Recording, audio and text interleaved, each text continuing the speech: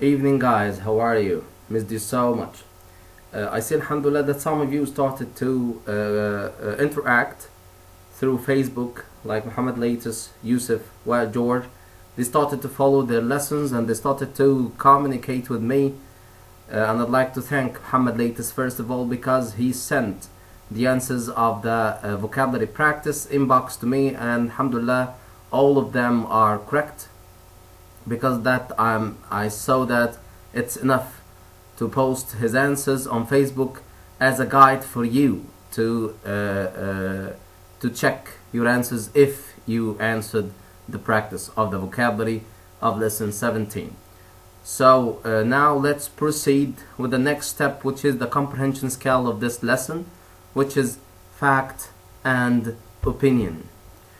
So we talked before about fact and opinion, I think, and I'd like to remind you the difference between a fact and an opinion from your textbook. If you can see, this is just a page from the textbook. Let's check the number of the page, which is, I can see, alhamdulillah. Anyway, it's 427. 427. This is the page in your textbook, which is talking about the fact and opinion scale. Okay, I'm gonna read the 4 lines here. As you read the Emperor's Silent Army, this is the collection, the title of the collection we have here. Look for facts, ideas that can be proven. Okay, so facts are ideas that can be proven. Okay, and opinions, ideas that can't be proven. Okay, signal words such as may, probably, or is considered often point to opinions. You can make a graphic organizer like the one or the one below to keep track of facts and opinions as you read. So simply, facts and opinions both are ideas, but facts, ideas that can be proven. Okay, you can prove that they are true because fact. Okay, something that you can change, it's a fact. Opinions, ideas that can't be proven because it or they reflect the point of view of someone, how he sees, how this person sees this matter. Okay, and for ideas or for opinions, you can see some keywords, clue words, signal words like may, probably, is considered.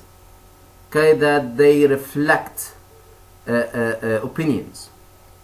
Now let's get to the story of our collection here. Okay, or our given text. It's about China. So now we're gonna move to China, and it's about a great story from the Chinese history. It's about the Silent Army and the first emperor of China. I'd like to watch this video because I like it so much actually, and I need you to see it.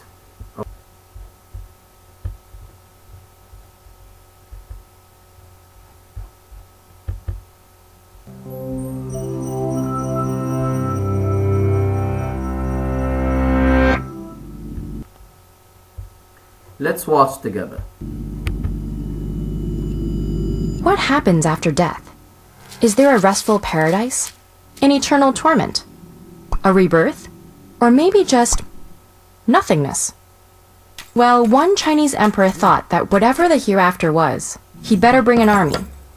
We know that because in 1974, farmers digging a well near their small village stumbled upon one of the most important finds in archaeological history.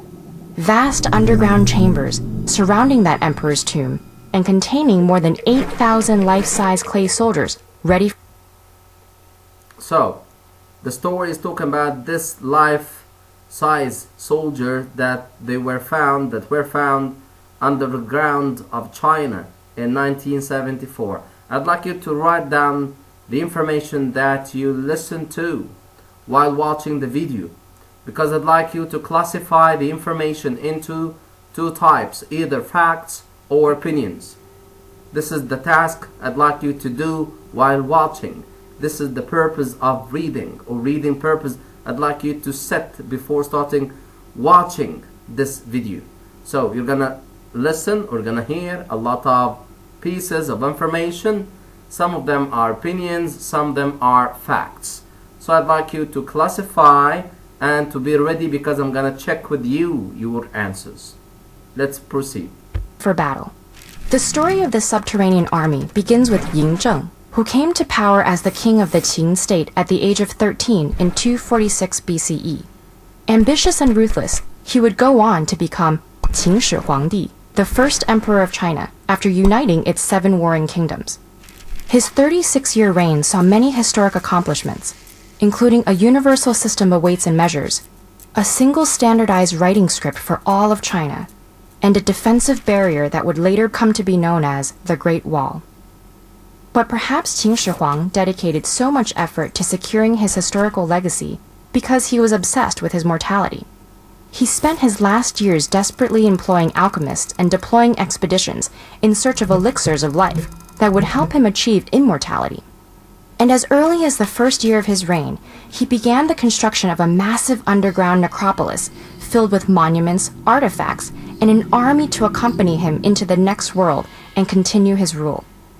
This magnificent army is still standing in precise battle formation and is split across several pits.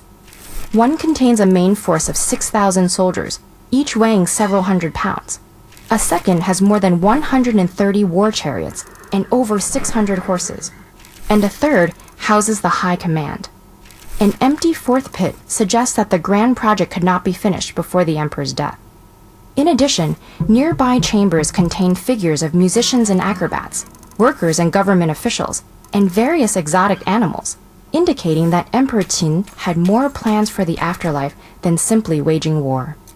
All the figurines are sculpted from terracotta, or baked earth, a type of reddish-brown clay.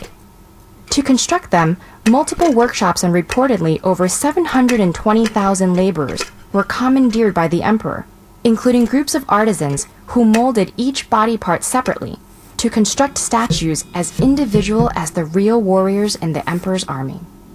They stand according to rank and feature different weapons and uniforms, distinct hairstyles and expressions, and even unique ears.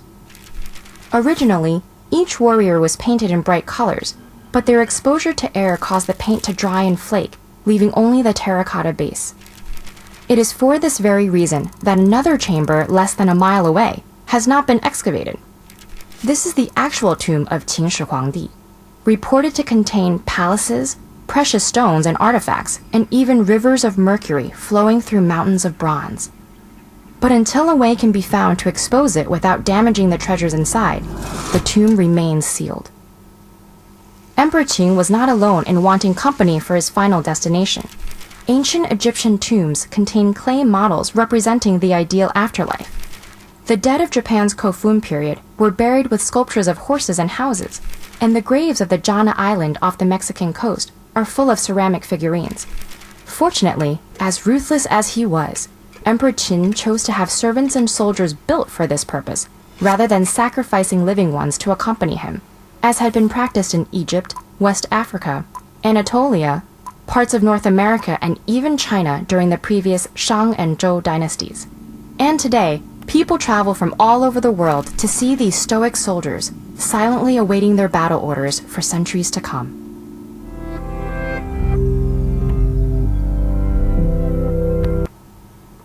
So as we could see, a lot of information.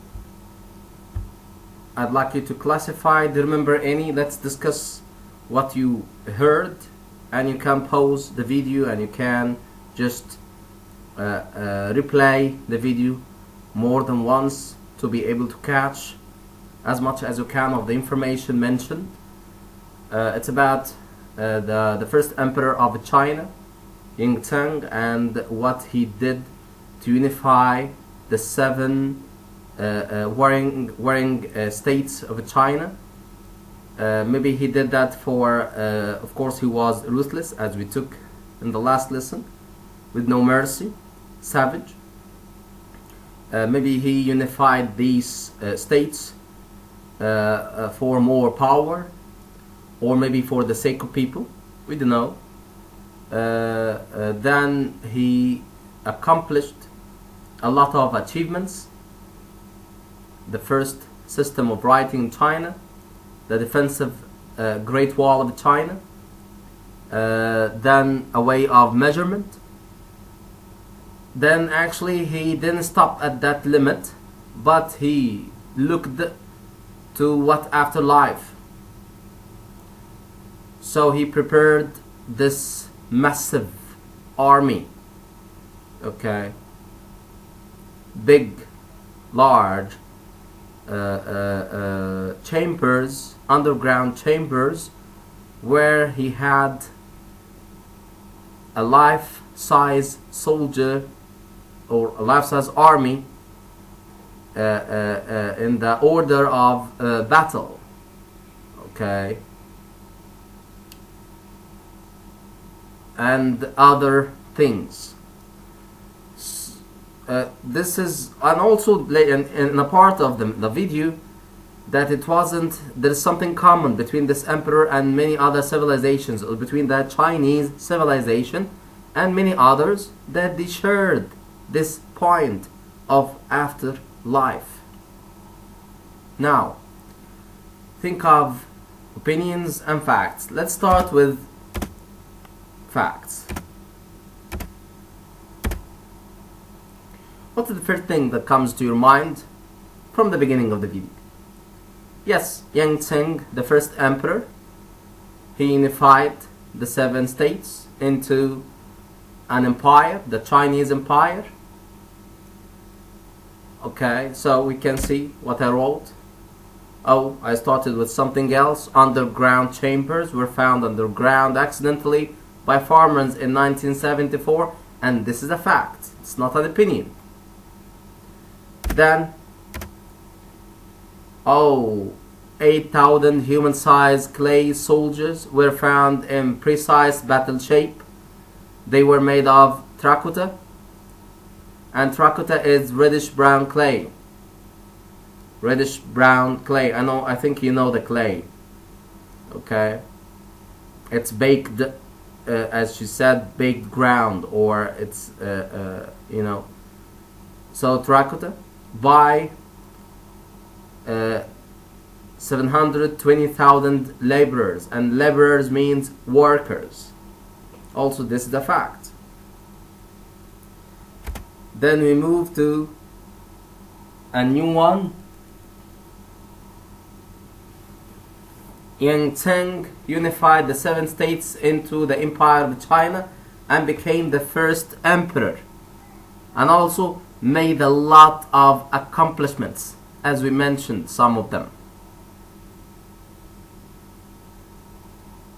Any other facts? Of course, there are more.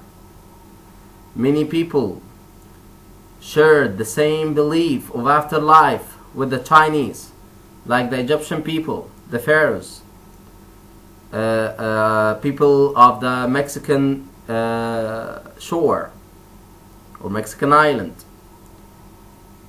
But are there any opinions? Yes, I'll mention some. Let's see some opinions. First, he unified China for more power or for the sake of people. We don't know. We guess.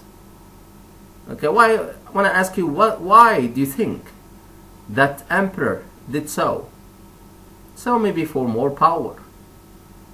Maybe for the sake of people. To have an organized empire.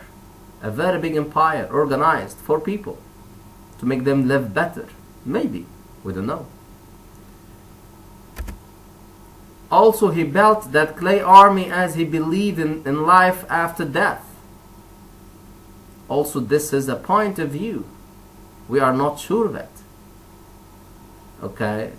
So he believed in life after death. This is also a kind of opinion. Archaeologists think the statues were in colors, but they changed or that changed because of climate effects.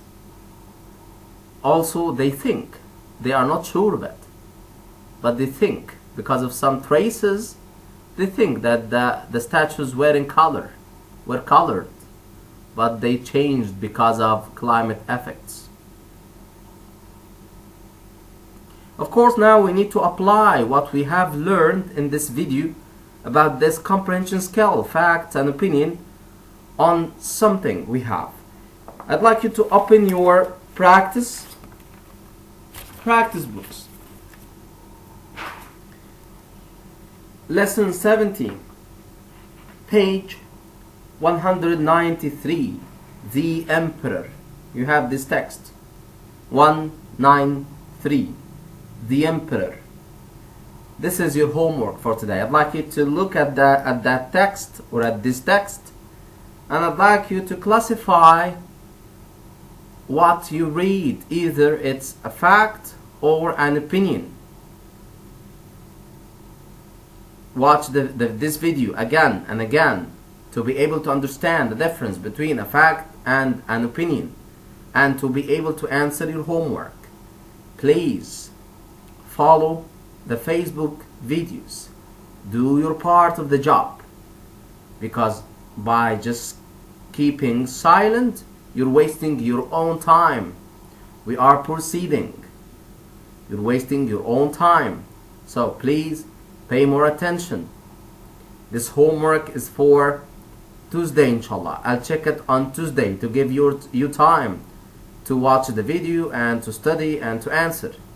And I know that it's a piece of cake. خلاص احنا we got used to doing such things together in the classroom. So I think it's easy for you, and I'm ready for your questions at any time. Ask me and I'll answer you. Just try to do it. Inshallah, Tuesday we're gonna have together the answers of this text. Send me your answers to check, and I'll give you my feedback, inshallah, as soon as possible. I enjoyed being with you today, and inshallah I hope to see you soon, safe, you and your families. Have a nice evening.